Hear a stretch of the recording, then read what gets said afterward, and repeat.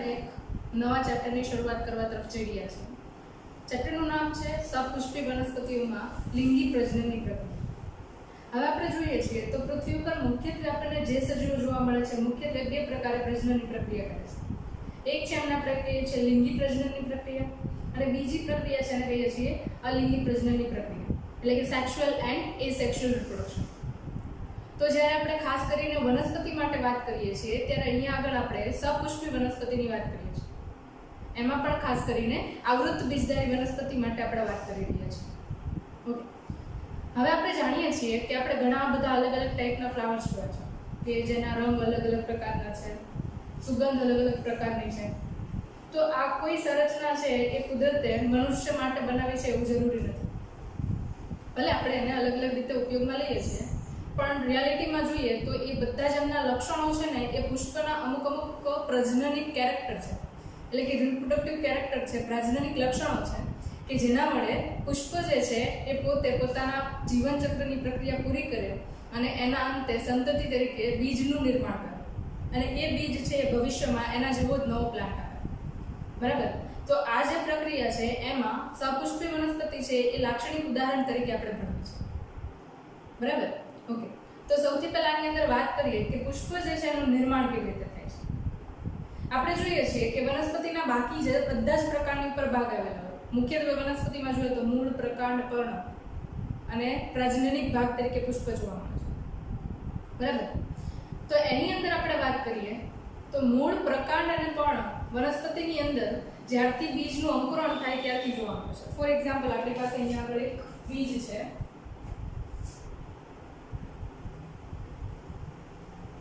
બરાબર? તો બીજનું જ્યારે અંકુરણની પ્રક્રિયા થશે ત્યારે સૌથી પહેલા એની અંદરથી ભ્રૂણ મૂળનો વિકાસ થશે, મૂળ તંત્ર બહાર આવશે, ત્યારબાદ એની અંદર પ્રકાંડનું નિર્માણ થાય છે, એટલે પ્રકાંડ તંત્ર છે ત્યાંથી વિકાસ પામતું જોવા મળશે. બરાબર? એના પછી જ્યારે આપણે જોઈએ તો બીજ અંકુરણની પ્રક્રિયા બાદ વનસ્પતિનો છોડ જે છે એ થોડો પુખ્ત બને છે અને એની અંદર જોઈએ તો મુખ્યત્વે અલગ અલગ પ્રકારની સંરચના વિકાસના અંતે તમને જોવા મળશે અને એ સંરચના જે છે એમાં ખાસ કરીને આજે જે આપણા ટાર્ગેટ તરીકે છે એ છે પુષ્પ. બરાબર? તો અહીંયા આગળ આપણે જોઈએ છીએ આ પુષ્પનો ભાગ છે એ વિકાસ પામી રહ્યો છે. પુષ્પ જે છે એ વનસ્પતિના વાનસ્પતિક તબક્કા બાદ નિર્માણ પામતી સંરચના તરીકે તમને જોવા મળશે. વાનસ્પતિક તબક્કો એટલે આપણને યાદ છે કે જ્યારે વનસ્પતિ છે એ પ્રજનનની પ્રક્રિયા કરવા માટે સક્ષમ બને છે ત્યારે એમના દેહની અંદર અલગ અલગ પ્રકારના ફેરફારો જોવા મળે છે. જે ફેરફાર તરીકે અંતઃસ્રાવ જવાબદાર હોય, જે આપણે લગભગ ચેપ્ટર નંબર 1 ની અંદર અભ્યાસ કરી રહ્યા છીએ. તો એને લઈને જ્યારે ધ્યાનમાં લઈએ છીએ ત્યારે અહીંયા આગળ તમે જુઓ છો કે આ વજ્રપત્ર છે, આ દલપત્ર છે અને એમાં પુષ્પ જે છે એની અંદર જો દ્વિલિંગી પુષ્પ છે. બરાબર? તો કેસર ચક્ર અને સ્ત્રી કેસર ચક્ર આ બધા જ ભાગો છે એક જ પુષ્પની અંદર હાજર જોવા મળશે. તો અહીંયા આગળ આપણે ટોપિકની અંદર વાત કરતા હતા કે સામાન્ય રીતે જોઈએ તે વનસ્પતિ છે એની અંદર પ્રકાંડ અને પર્ણોની સંરચના મુખ્ય હોય છે. પણ જ્યારે પ્રજનનની પ્રક્રિયા કરે છે ત્યારે કોષો જે છે એ ચોક્કસ પ્રકારના અંતઃસ્ત્રાવને લઈને વિભેદનની પ્રક્રિયામાંથી પસાર થાય છે અને આ અંતઃસ્ત્રાવનું નામ તમે સાંભળેલું છે. અંતઃસ્ત્રાવનું નામ છે ફ્લોરિજન, હોર્મોન ફ્લોરિજન. બરાબર? આ ફ્લોરિજન અંતઃસ્ત્રાવ છે એને લઈને વનસ્પતિના અલગ અલગ ભાગો જે છે એ રૂપાંતરિત થાય છે. ખાસ કરીને હું અહીંયા વાત કરું તો વનસ્પતિના પુષ્પની અંદર આપણને 4 મુખ્ય ચક્ર જોવા મળે છે: વજ્રચક્ર, દલચક્ર, પુંકેસર ચક્ર અને સ્ત્રીકેસર ચક્ર. તો આ 4 ચક્ર જે છે એમાંના મુખ્યત્વે આપણે જોઈએ તો બધા જ પર્ણના રૂપાંતરણ છે એવું કહી શકીએ. કેવી રીતે? તો તમે એવું જોઈ રહ્યા છો વનસ્પતિની અંતસ્થ અને બાહ્યાકાર સંરચનાની અંદર કે જ્યારે વનસ્પતિના પ્રકારને આપણે જોઈએ છીએ તો જ્યાં આગળ ગાંઠનો વિસ્તાર છે ત્યાંથી પર્ણનો ઉદ્ભવ થાય છે એવું કહી શકીએ. બરાબર? અને બે ગાંઠ વચ્ચેનો એરિયા જે છે એને આપણે કહીએ છીએ આંતરગાંઠનો એરિયા.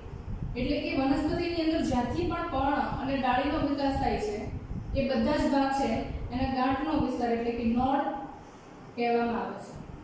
બરાબર? હવે હું એવું કે દરેક વનસ્પતિના પ્રકારની અંદર આ આંતરગાંઠનો વિસ્તાર એટલે કે બે ગાંઠ વચ્ચેનો વિસ્તાર જે છે એ શોર્ટ કરી નાખો. તો અહીંયા આગળ તમને શું જોવા મળશે તો કે પર્ણો જે છે એકબીજાની એકદમ નજીક જોવા મળશે અને એ પ્રકારે રૂપાંતરણની પ્રક્રિયા અથવા તો વિભેદનની પ્રક્રિયા કરવા માટે જવાબદાર હોય તો એ ફ્લોરિજન અંતઃસ્ત્રાવ છે. બરાબર. તો જ્યારે ગાંઠો જે છે એ એમનો આંતરગાંઠ વિસ્તાર એકદમ ઘટાડી દેશે અને એકબીજાની એકદમ નજીક આવી જશે ત્યારે જ્યારે આપણને સંરચના જોવા મળે છે એને આપણે કહીએ છીએ પુષ્પ. ફોર એક્ઝામ્પલ પુષ્પ જે છે એની સંરચના આપણે અહીંયા ડ્રો કરીએ તો સૌથી પહેલા આપણે પુષ્પને પકડીને અથવા તો જકડીને રાખતો ભાગ છે એને જોઈએ તો એ જે છે આપણને યાદ છે વજ્રપત્ર કહીએ છીએ. બરાબર. અને વજ્રપત્ર જે છે એ પુષ્પની અંદર સંપૂર્ણ રીતે રક્ષણ કરવાનું કામ કરે છે કલિકા અવસ્થા દરમિયાન. ઓકે. જ્યારે ઘણા બધા વજ્રપત્ર એકબીજા સાથે જોડાય છે અને આખી જે ચક્ર જેવી સંરચના બનાવે છે એને કહીએ છીએ વજ્રચક્ર. બરાબર. એના પછી આપણને સૌથી વધારે આકર્ષિત કરતો હોય એવા પ્રકારનો ભાગ એટલે અહીંયા આગળ આવે છે દલચક્રનો ભાગ.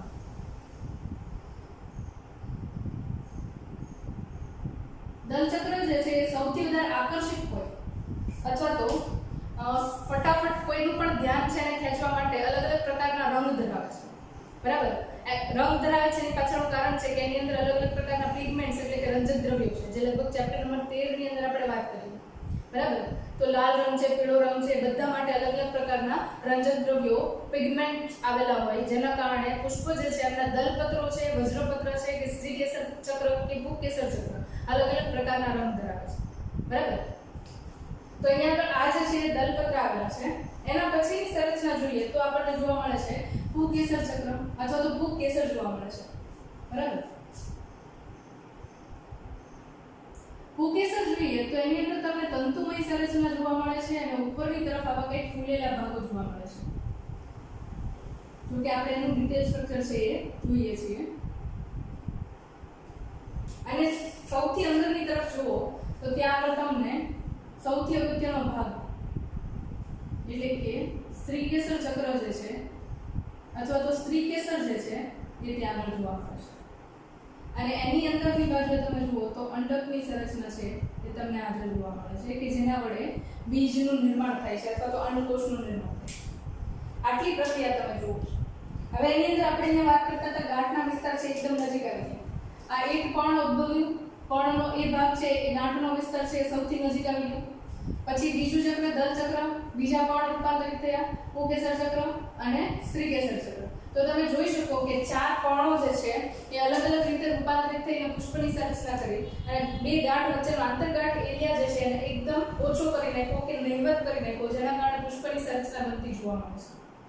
એટલા માટે આપણે કહીએ છીએ કે પુષ્પ જે છે એ પર્ણનું રૂપાંતરિત સ્વરૂપ છે. ઓકે. હવે આગળ વાત કરીએ તો અહીંયા આગળ આપણે અલગ અલગ પ્રકારના ભાગો છે દર્શાવ્યા છે. તો આ દલપત્રો આ જે છે એને કહીશું આપણે વજ્રપત્ર,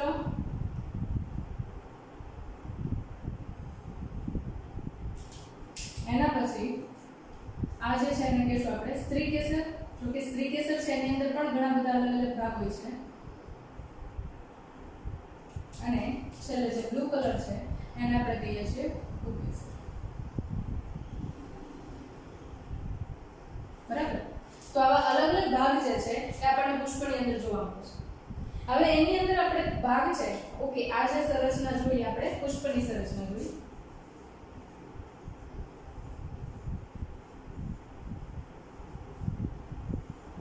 બરાબર. તો પુષ્પની સંરચના છે એની અંદર જે આપણે અલગ અલગ ભાગ જોયા છે એમાં પણ આપણે પાર્ટિસિપેટ કર્યા છે જે પાર્ટને એને આપણે અલગ અલગ પાર્ટની અંદર ડિવાઈડ કર્યું છે. કેવી રીતે ડિવાઈડ કરીએ છીએ તો કે જે પ્રજનનની પ્રક્રિયામાં ભાગ લે છે એવા અને જે પ્રજનનની પ્રક્રિયા માટે સહાયક બને છે. બરાબર. તો અહીંયા આપણે સહાયક ચક્ર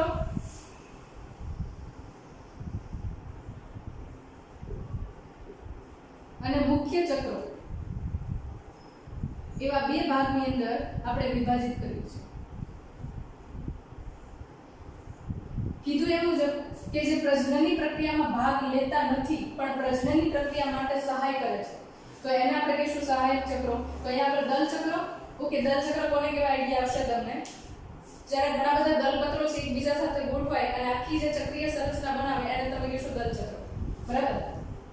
તો દલ ચક્ર અને વજ્ર ચક્ર આ બંને જે છે એને આપણે સહાયક ચક્રો કહીશું, કારણ કે પ્રજનનની પ્રક્રિયામાં ભાગ ભજવે છે. ફોર એક્ઝામ્પલ વજ્ર ચક્ર છે કલિકા અવસ્થામાં રક્ષણનું કામ કરે છે. દલ ચક્ર જે છે પુષ્પ તરફ કીટકો કે કોઈ પણ વસ્તુ છે એને આકર્ષિત કરવાનું કાર્ય કરે છે. તો એ રીતે બંને સહાયક ચક્ર થયા. જ્યારે આપણે મુખ્ય ચક્ર તરીકે અહીંયા જોઈએ છે સ્ત્રીકેસર ચક્ર અને પુંકેસર ચક્ર. એ બંને કઈ રીતે હેલ્પફુલ છે અથવા તો એ મુખ્ય ચક્રો કેમ કહેવાય છે? કારણ કે પુંકેસર છે એ નરજન્યુ ઉત્પન્ન કરશે અને સ્ત્રીકેસર જે છે માદાજન્યુ ઉત્પન્ન કરશે. તો નરજન્યુ અને માદાજન્યુ ઉત્પન્ન કરવા વાળા મુખ્ય અંગો છે, મુખ્ય ભાગો છે, એટલા માટે એને મુખ્ય ચક્ર તરીકે ઓળખીએ છીએ. પુંકેસર ચક્ર અને સ્ત્રીકેસર ચક્ર.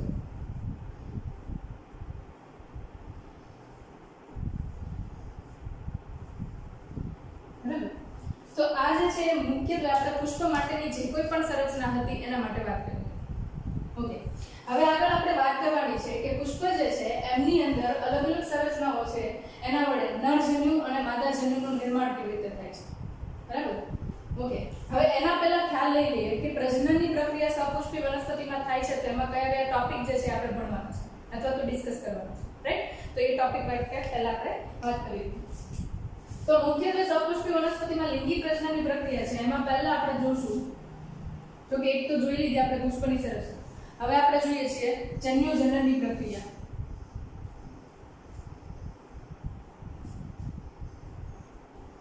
જન્યુજનનની પ્રક્રિયા છે એની અંદર બે પાર્ટ પાડીશું આપણે. એક જે છે નરજન્યુનું નિર્માણ અને બીજું જે છે માદાજન્યુનું નિર્માણ. નરજન્યુજનન પ્રક્રિયા અને માદાજન્યુજનન પ્રક્રિયા. બરાબર. નરજન્યુજનન છે એની અંદર આપણે પરાગરજની અંદર ઉત્પન્ન થતા નરજન્યુઓ ઉત્પન્ન થાય છે એનો અભ્યાસ કરવાનો. માદાજન્યુજનન અવસ્થાની અંદર અંડકોષનું નિર્માણ કેવી રીતે થાય છે એ જોવાના છે. ઓકે, નેક્સ્ટ એના પછી વાત કરીએ જન્યુનું વહન. ખાસ કરીને આપણે વાત કરીએ છીએ જન્યુના વહનની. તો પહેલાનો ટોપિક જે છે એ પણ તમને યાદ હશે કે જન્યુઓના નિર્માણ થયા બાદ જન્યુઓનું વહન એક જગ્યાએથી બીજી જગ્યાએ થવું પડે, કારણ કે જરૂરી નથી કે નરજન્યુ અને માદાજન્યુ બંને એક જ સ્થાન પર ઉત્પન્ન થતા હોય. બરાબર. તો અહીંયા આગળ જન્યુનું વહન ખાસ કરીને આપણે અહીંયા કહીએ ને તો પરાગરજનું વહન એવું કહી શકીએ.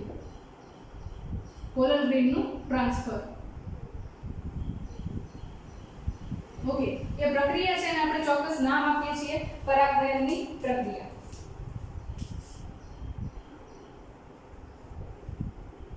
પરાગગ્રહણની પ્રક્રિયા જુઓ તો વનસ્પતિના જે પ્રકાર છે અથવા તો જે સંરચના છે એના આધારે અલગ અલગ પ્રકાર હોઈ શકે. ફોર એક્ઝામ્પલ સજીવો છે એમના વડે વહનની પ્રક્રિયા થાય, એટલે કીટક છે, મનુષ્ય છે, સસ્તન પ્રાણીઓ છે, એવા કોઈ પણ સજીવ છે એમના વડે વહનની પ્રક્રિયા થાય. અથવા તો નિર્જીવ ઘટકો, બરાબર, અજૈવિક ઘટકો છે એમના વડે વહનની પ્રક્રિયા થાય. પાણી છે, હવા છે, એમના માધ્યમ વડે વહન થાય એ. બરાબર. તો એ છે એ પાછા આપણે ડિટેલની અંદર ડિસ્કસ કરીશું. ઓકે, જન્યુનું વહન થઈ ગયા પછી જન્યુના મિલનની પ્રક્રિયા થાય. એ જન્યુના મિલનની પ્રક્રિયા છે એને આપણે કહીએ છીએ ફલનની પ્રક્રિયા. ખાસ કરીને અહીંયા આગળ આપણે જોવાના છે ડબલ ફર્ટિલાઇઝેશનની પ્રોસેસ. બરાબર. હવે એ પ્રક્રિયા શું છે એ પાછી આપણે ત્યારે જોશું. બરાબર. ફલનની પ્રક્રિયા છે એના અંતે જોઈએ તો આપણે ભ્રૂણજનનની પ્રક્રિયા જોવાની છે.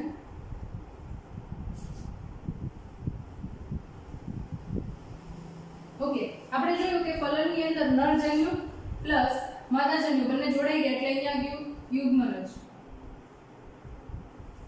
યુગ્મનજ છે એની અંદર હવે પછી આગળ વિકાસની પ્રક્રિયા થશે જેને આપણે કહીશું ભ્રૂણજનનની પ્રક્રિયા. બરાબર. એના પહેલા આપણે જોયું માદાજન્યુનું અને નરજન્યુનું નિર્માણ. હવે અહીંયા ખાસ ક્લિયર કરી દઉં, નરજન્યુ અને માદાજન્યુ છે એનું નિર્માણ અર્ધીકરણની પ્રક્રિયા વડે થશે, જ્યારે યુગ્મનજના નિર્માણ બાદ ભ્રૂણજનનની પ્રક્રિયા છે એ સમવિભાજન વડે થશે.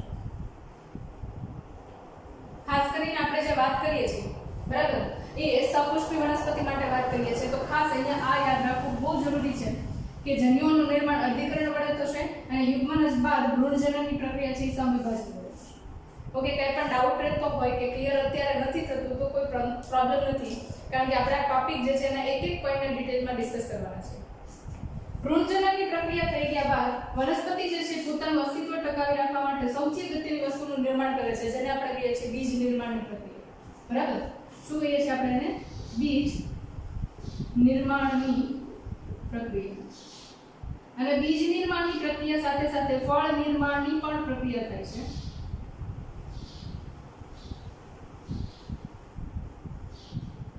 બરાબર? ફળ નિર્માણ અને બીજ નિર્માણની પ્રક્રિયા. હવે ઘણી બધી વાર આપણે ઘણા બધા પ્રકારના બીજ છે એમને પણ ખોરાક તરીકે લઈએ છીએ અને ઘણા બધા પ્રકારના ફ્રૂટ જે છે, ફળ જે છે એમને પણ આપણે ખોરાકમાં લઈએ છીએ. હકીકતમાં વનસ્પતિ બીજ અને ફળનું નિર્માણ કરે છે ને એ પોતાના અસ્તિત્વને ટકાવવા માટે કરે છે. બીજમાંથી નવા છોડનું ઉત્પાદન થાય છે અને નવા છોડને ઉત્પન્ન કરવા માટે જે કંઈ પણ ખોરાકની જરૂરિયાત છે એ ખોરાકની જરૂરિયાત છે એ ફળમાંથી પૂરી થતી હોય છે. બરાબર? તો આ જે છે આખો ટોપિક છે એને આપણે સ્ટડી કરવાના છીએ. જોઈતા જઈએ એક એક પોઈન્ટ. ઓકે, હવે આની પહેલાના લેક્ચર્સ હતા જેની અંદર આપણે ફર્સ્ટ ચેપ્ટર છે એને આખું સ્ટડી કર્યું છે, સજીવોમાં પ્રજનનની પ્રક્રિયા.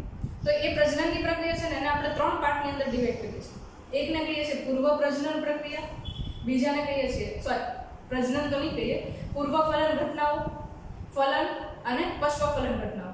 એટલે કે pre fertilisation event, fertilisation and post fertilisation event. એવી રીતે 3 પાર્ટની અંદર ડિવાઈડ કરીએ છીએ. તો ઓબ્વિયસ છે કે અહીંયા પણ આ પ્રક્રિયા છે એ 3 પાર્ટની અંદર ડિવાઈડ થતી હશે.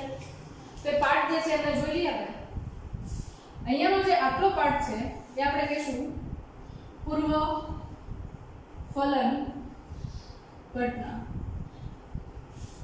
એના પછી અહીંયા ફલનની પ્રક્રિયા છે તો ક્લિયરલી તમને માર્ક કર્યું છે એટલે અહીંયા આગળ ફલનની પ્રક્રિયા. અને એના પછી બાકી રહેતી જે પ્રક્રિયા છે એને કહીશું આપણે પશ્ચ ફલન ઘટનાઓ. પશ્ચ ફલન ઘટનાઓ. બરાબર? તો અહીંયા આગળ આપણે 3 અલગ અલગ પાર્ટની અંદર બધી જ પ્રક્રિયાઓ છે એને સ્ટડી કરવાના છીએ. બરાબર? તો આ જે છે ચેપ્ટર જે છે એની અંદર આપણને શું આખું ટાઇટલ છે. બરાબર? અને ટાઇટલની અંદર આપણે કઈ કઈ સબ ટાઇટલ્સ છે એમને સ્ટડી કરવાના છે એ આપણી સૌથી અગત્યની ઇન્ફોર્મેશન છે આજે પૂરી થઈ છે.